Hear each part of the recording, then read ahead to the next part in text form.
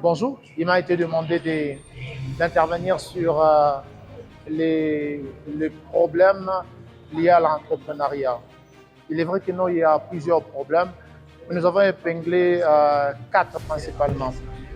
Premièrement, nous avions dit les jeunes sont confrontés à des problèmes entrepreneuriaux parce que bon, ils ne cherchent pas à comprendre, à avoir la bonne information.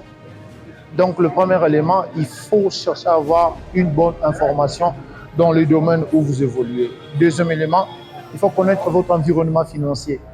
Parce que lorsque vous avez une idée sur votre environnement financier, ça va vous permettre d'avoir le financement au bon moment et à un bon prix. Et alors, troisièmement, nous avons parlé de réseautage.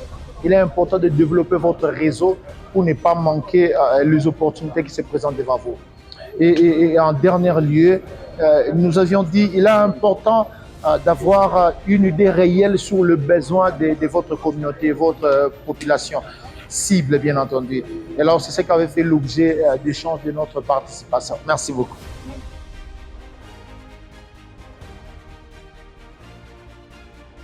Les crises financières, vous avez trois éléments principaux. Premièrement, vous avez des crises bancaires, vous avez des crises boursières et également vous avez des crises d'échange liées bien entendu au taux d'échange. Comment est-ce qu'on peut constituer soit des pertes d'échange au regard des placements à tel endroit, tel endroit. Alors je proposais aux animateurs, sinon aux organisateurs, si je pouvais beaucoup plus m'apaisantir sur les défis, sinon des difficultés que les jeunes rencontrent en ce qui concerne l'entrepreneuriat. Et là, il m'a été accordé, et sur ce point, nous allons un peu nous entretenir pendant 20 à 30 minutes. Je vais énumérer certaines difficultés, certains problèmes que rencontrent les jeunes, et ensemble, nous allons échanger en termes de questions et voir comment est-ce que nous pouvons avoir un éclairage. Il est vrai qu'il y a plusieurs problèmes, beaucoup même beaucoup. Et alors, ces problèmes, je pourrais le regrouper en deux niveaux. Premièrement, c'est au niveau national. On lié bien entendu à la structure de notre pays. Et au niveau national, les problèmes se situent au niveau de la fiscalité, au niveau des parafiscalités. Même aussi en termes d'accession aux moyens financiers. Ça, c'est vraiment au niveau national. Mais j'aimerais discuter avec vous du point de vue peut-être entrepreneurial, mais je vais prendre des difficultés d'ordre pratique. Le premier problème, la première difficulté que je pensais partager avec les jeunes aujourd'hui, pourquoi certains jeunes échouent dans l'entrepreneuriat, pourquoi d'autres aussi réussissent. Et le premier élément, je pensais, c'était l'absence, sinon manque d'information. Manque d'information. Le premier intervenant a essayé de développer certains éléments. Manque d'information. Et ce manque est lié beaucoup plus à l'absence, premièrement, de la lecture, deuxièmement, du partage d'informations. Vous ne pouvez pas vous lancer dans un domaine que vous ne maîtrisez pas et penser réussir. C'est vraiment difficile, pour ne pas vous dire un peu impossible. Lorsque vous voulez vous lancer dans un domaine, il est important, premièrement, de demander conseil. De chercher à savoir qu'est-ce qu'on a écrit en ce qui concerne ces domaines. Et aussi demander ce qui y sont déjà, comment est-ce qu'ils font pour réussir. Il y a 2 semaines passées, j'ai reçu un jeune homme qui est venu me voir. Il m'a dit, papa, j'ai 2 hectares ou 3 hectares comme ça. Je vais me lancer dans la production du thé. Je lui ai dit, c'est une très bonne chose. Premièrement, je l'ai encouragé. Mais je lui ai posé la question, dis-moi un peu, qu'est-ce que tu connais dans ces domaines? Oh non, papa, rien, je vais seulement produire, après je vais vendre. Je lui ai dit, erreur. La jeunesse aujourd'hui, nous voulons semer aujourd'hui et récolter aujourd'hui. Non. Lorsque vous semez, vous devez attendre. À un moment donné, ça va pousser et vous aurez de bons résultats. Je le dis, je connais un papa qui est dans la production et la commercialisation du thé. Va les voir, échanger avec nous. Au cas contraire, cherchez même à passer un stage dans son entreprise. Tu vas mieux comprendre, tu seras aguerri. Quand tu vas te lancer dans le domaine, en tant que boss, en tant que patron, tu vas facilement réussir. Je dis, qu'est-ce que tu connais de l'exportation du thé? Je ne connais rien. Mais comment tu vas réussir? Non, la première difficulté en ce qui me concerne pour des jeunes, manque d'information. Pourquoi il n'y a pas d'information? Deux éléments. Nous ne lisons pas assez. La lecture, c'est un élément très important qui va vous ouvrir des horizons. Si vous lisez, vous allez comprendre. Celui qui a la connaissance est un homme prudent. Et celui qui a la connaissance ne va pas commettre beaucoup d'erreurs. Ça va vous éviter des erreurs. Deuxièmement, partagez l'expérience avec les aînés, ceux qui étaient déjà dans ce domaine. Comment ils ont fait? Quelles sont les difficultés auxquelles ils étaient confrontés, et vous allez vous rendre compte que vous allez réussir. Ça, c'est le premier élément, absence d'information. Deuxième élément, c'est notre deuxième difficulté que j'ai relevée, je l'ai noté, méconnaissance de l'environnement financier. La méconnaissance de l'environnement financier. Un homme a dit, un bon homme d'affaires fait les affaires avec l'argent d'autrui. Ah oui, je vous l'ai dit. Un homme d'affaires aguerri, un businessman, un entrepreneur généralement fait les affaires avec l'argent d'autrui.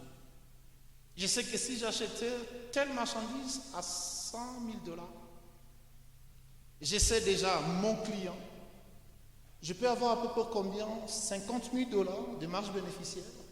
Les crédits que je vais chercher dans une banque, ça peut me coûter à peu près 15 000. J'ai une marge de combien? De 35 000. Les 5 000, 10 000, ça sera pour payer tel. Donc je peux facilement me retrouver avec 10 000 ou bien 20 000 $ de marge bénéficiaire. Et c'est ce qui va me motiver d'aller chercher une ligne de crédit afin de faire les affaires, mais pas avec mon argent, avec l'argent de quelqu'un d'autre. La connaissance de l'environnement financier, c'est un élément très très important. Là, je vais un peu m'apaisantir. Nous sommes dans une structure qu'on appelle l'intermédiation financière. Dans l'intermédiation financière, cela veut dire qu'il y a quelqu'un qui est au milieu, qui reçoit de l'autre côté ceux qui sont en capacité de financement et qui donne de l'autre côté à ceux qui sont en besoin de financement. Et à cet effet, vous allez vous rendre compte qu'il y a trois personnes. Celui qui est au milieu, celui qui est à gauche et celui qui est à droite. Qu'est-ce qui se passe? Il y a ceux qui ont des encaisses oisives. On ne finance pas des encaisses oisives, vous ne savez quoi faire avec. Vous allez déposer ça dans une structure financière, sous forme de dépôt. Et il y a ceux qui viennent, ceux qui sont en besoin de financement, viennent demander cet argent sous forme de crédit. De l'autre côté, l'institution financière gagne à ce qui concerne le taux d'intérêt. Mais où aller emprunter de l'argent? Et comment les faire? De manière générale, en République démocratique du Congo, nous avons trois structures. Vous avez les banques commerciales, vous avez les institutions de microfinance et aussi vous avez des coopératives d'épargne et de crédit. Par rapport à mon problème, où est-ce que je peux trouver de l'argent? J'ai besoin de 500 $. J'ai besoin de 200 $. Si vous allez dans une banque, il vous sera peut-être difficile de trouver les crédits appropriés. Dans une institution de microfinance, ça peut aussi vous déranger. Mais si j'allais dans une coopérative d'épargne et de crédit, facilement, je peux trouver un peu de fonds. Donc, si vous n'avez aucune idée sur votre environnement financier, où est-ce que vous pouvez trouver du crédit pour booster vos affaires, il vous sera difficile de vous épargner. Ça, c'est le premier élément. Le deuxième élément, dans la mesure où vous constituez un peu de fonds, où est-ce que je peux placer mon argent pour avoir une rentabilité? La notion de placement est accompagnée de deux éléments importants. Il y a la sécurité et la rentabilité. Si je vais placer mon argent à Equity BCDC, Exemple, on va me dire, ok, ça va, vous aurez 4% là. 4% là, vous divisez ça par 12, vous savez ce que vous allez gagner mensuellement. Mais par contre, si je vais voir un peu Ecobank peut me dire 12% là. Je sais que par mois, j'ai un taux d'intérêt créditaire de combien? De 1%. C'est un peu rentable. Tout ça, ça rime à quoi? Ça rime à ce que nous appelons la connaissance de votre environnement financier. Si je peux vous poser une question, ici au Sud Kivu, nous avons combien de banques commerciales? Bon, tu vas commencer à compter. Si je pose encore la question, nous avons combien de coopératives d'épargne et de crédit? Tu vas commencer encore à compter. Mais si je te posais la question, qui d'entre vous a essayé de chercher l'argent dans telle structure pour booster ses activités? Bon, je ne sais pas moi, là aussi il y aura encore un débat. Il y aura un grand débat, je le sais. Donc, pour mieux travailler du point de vue financier, il est important, très important, d'avoir une connaissance sur ce que nous appelons votre environnement financier. Ça va vous aider à éviter ce qu'on appelle des manques à gagner, à éviter des coups d'opportunité que vous pouvez perdre. Et ça va permettre à ce que vous soyez équilibré. Troisième difficulté que les jeunes ont. Troisième difficulté, je l'ai nommé méconnaissance des réseautages. Absence de réseautage. Chers amis, je ne vous mens pas. Les réseautages, c'est un élément très, très important si vous voulez aller loin dans les affaires. Le réseautage. Le réseautage, premièrement, en termes d'approvisionnement. Le réseautage aussi en termes de distribution. Si vous n'arrivez pas à vous constituer en réseau qui vont vous permettre d'acquérir les biens à moindre coût et qui va aussi vous permettre à faire la distribution au moindre coût, alors je pense que si vous n'avez pas ça, il vous sera difficile de gagner dans les affaires.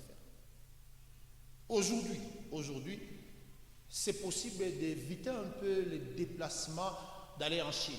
Rien qu'avec votre tablette, vous pouvez faire des commandes. Et vous pouvez avoir ici, à Bukavu, sans souci, sans problème. Il faut connaître les réseaux. Aujourd'hui, je connais un peu une dame, elle m'a dit quelque chose qui m'a fait du bien. Elle m'a dit ce qui suit. Je suis allé à Dubaï et j'ai vu des montres. Je ne sais pas moi comment on appelle ça, des montres, vous pouvez entrer dans l'eau là, et ça ne va pas. Pardon? Water? Bon, c'est qu'il a dit. Et là, elle m'a dit ce qui suit. Elle m'a dit, Monsieur Benjamin, j'ai posté ça sur mon profil, page, Facebook et autres. Et j'ai eu beaucoup de demandes, beaucoup. En un clin d'œil, j'ai eu beaucoup de demandes. La montre, par exemple, a coûté 3 $. Elle a dit la montre coûte 10 $. Mais avant d'acheter pour vous, mettez d'abord 5 $ dans mon compte M-Pesa ou bien quel compte encore là? Airtel Money ou bien Orange Money. Et là, elle a vu beaucoup de gens placer l'argent aussi dans son compte M-Pesa. Elle a bien récupéré l'argent, elle a payé, et puis elle est rentrée à Goma, elle a fait la distribution. À cause de quoi? La mise en place d'un bon réseau. Facilement, vous pouvez contacter les étudiants, facilement, vous pouvez contacter telle personne. En créant votre réseau, vous pouvez acheter de l'autre côté et ramener ça. Vous avez déjà des clients potentiels pour l'achat. Il y a d'autres qui se lancent comme ça. Ok, je vais acheter seulement les habits. Les gens vont acheter, mais vous aurez des problèmes. Il y aura des méventes. Et quand il y a des méventes, certainement il y aura des pertes. Donc pour réussir dans les affaires, il est aussi important de créer un réseau. Les réseaux, j'insiste, en termes d'approvisionnement d'achat et aussi en termes de distribution. Ça va vous éviter beaucoup de pertes, Pas plus tard, il y a 3 jours passés, il y a une dame qui est venue me voir. Elle m'a dit, papa, je vais commencer à faire les commerces avec la Chine. J'ai dit, ok, ça va, les billets d'avion coûtent combien? Il m'a dit, non, je ne veux pas me déplacer en Chine. Non. Je suis déjà en contact avec des producteurs. Ils m'ont dit, pour cette pièce, si vous voulez commander 200 pièces, ok, vous allez payer $500 pour 200 pièces. Si vous voulez commander 100 pièces, vous allez payer, ok, à $180. Elle m'a dit, j'ai déjà passé des commandes. Très bientôt, j'aurai la marchandise. Donc, elle a gagné en termes de coût des billets. Elle a gagné en termes de coût d'hébergement. Elle a gagné en termes de coût de restauration. Elle a aussi gagné en termes de coût de transport, de mobilité, de déplacement. Pourquoi? Parce qu'elle a la connaissance d'un réseau susceptible de l'aider à faire moins de dépenses. Ne vous lancez pas pour vous lancer. Et la connaissance où je vais, comment ça se passe et comment faire pour mieux gagner. Les résultats, c'est un élément très important. Quatrième difficulté pour les jeunes, peut-être c'est par là que je vais terminer pour laisser le temps à poser des questions. Quatrième difficulté, c'est l'absence ou bien la méconnaissance du système fiscal et parafiscal de votre environnement. Il est vrai, au Congo, ça en est un peu de trop. Je sais que vous allez poser des questions, que faire, c'est concerne la fiscalité, autre. C'est vraiment un problème. Nous sommes en train de réfléchir sur ces points, comment faire alléger ou bien assainir le milieu des affaires pour permettre aux entrepreneurs, des jeunes entrepreneurs, d'aller un peu plus loin, en réduisant ce que nous appelons le poids fiscal. Si vous ne connaissez pas comment évolue la fiscalité dans le domaine auquel vous êtes en train d'évoluer, il vous sera aussi difficile d'aller plus loin. Vous allez dire que, ah non, je perds beaucoup d'argent. Ah non, je suis en train de perdre beaucoup d'argent dans ces domaines. Mais pourquoi? Parce que vous ne connaissez rien. Vous savez, il y a des fois des agents de la mairie, les agents de tel ministère qui peuvent venir, mais ils ne peuvent pas vous déranger parce que vous ne connaissez pas. On vous dit paye tel taxe, vous allez payer, mais vous ne connaissez pas, vous ne pouvez pas le payer. Pourquoi? Parce que vous n'avez aucune idée sur l'environnement fiscal. Il est important, lorsque vous voulez vous lancer dans les affaires, avoir une idée sur ce que vous devez payer du point de vue fiscal, j'insiste, et parafiscal.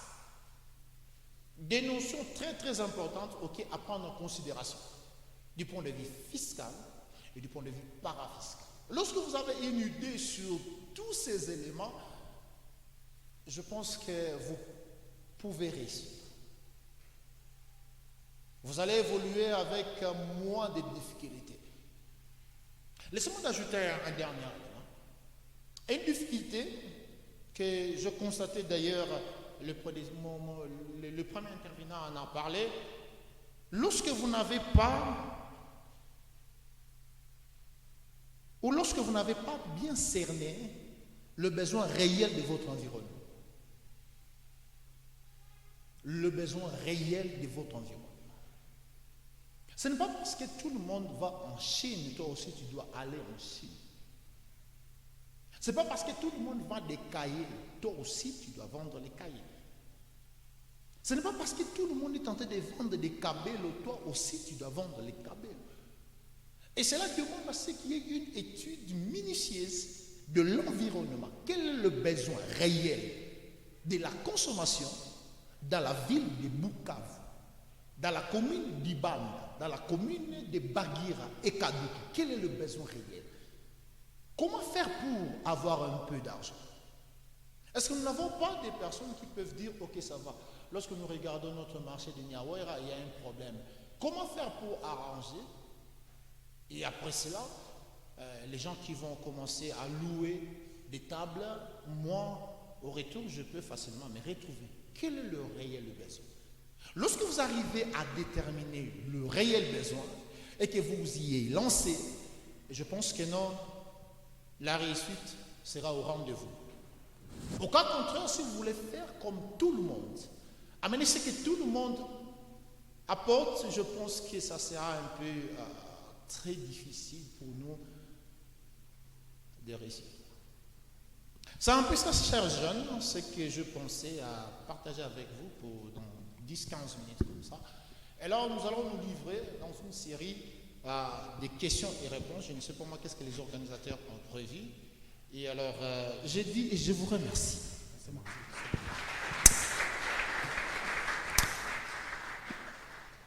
Merci beaucoup pour la présentation.